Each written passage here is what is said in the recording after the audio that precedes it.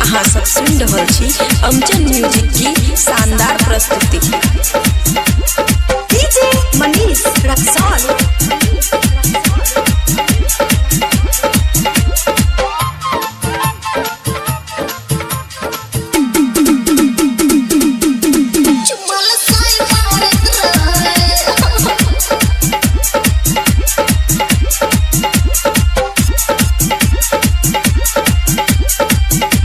खुशी recording studio बलुआ।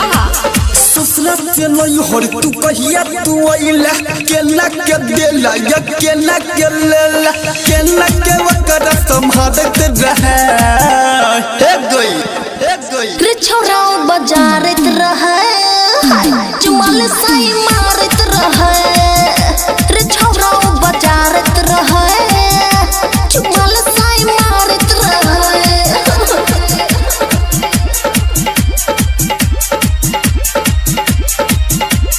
DJ Manish Raxaul.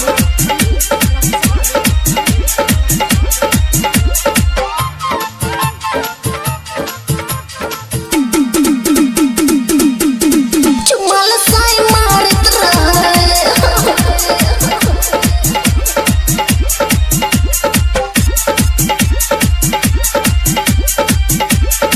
खुशी recording studio बलुआ। नई हर में रहत न रहला अंगना के घर में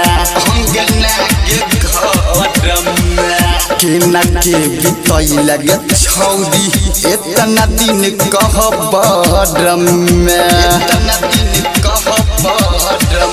नई हर में रहत न रहला अंगना के घर में केना के बितई लगे छौरी इतना दिन कहबर में केना नथिया के तोरा उतारत रहे हे गई रे छोरा बाजारत रहे जुमल साई मारत रहे रे छोरा बाजारत रहे जुमल साई मारत रहे जुमल साई मारत रहे।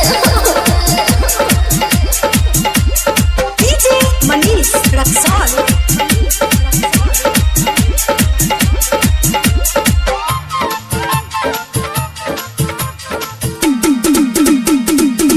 जुमल साई मारत रहे।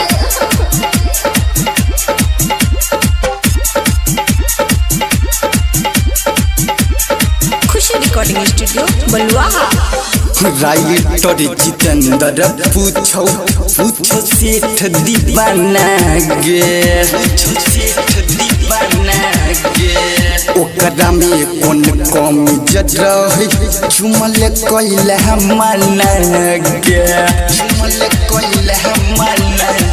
राइटर जितेंद्र पूछो सेठ दीवाना गे ओकरा में कौन कमी जरही झुमल कैला माना गे कौन फिल्म तोरा जगावत रहे हे गई रे छोरा बाजारत रहे जुमल साई मारत रहे रे छोरा बाजारत रहे जुमल साई मारत रहे। खुशी रिकॉर्डिंग स्टूडियो बलुआ।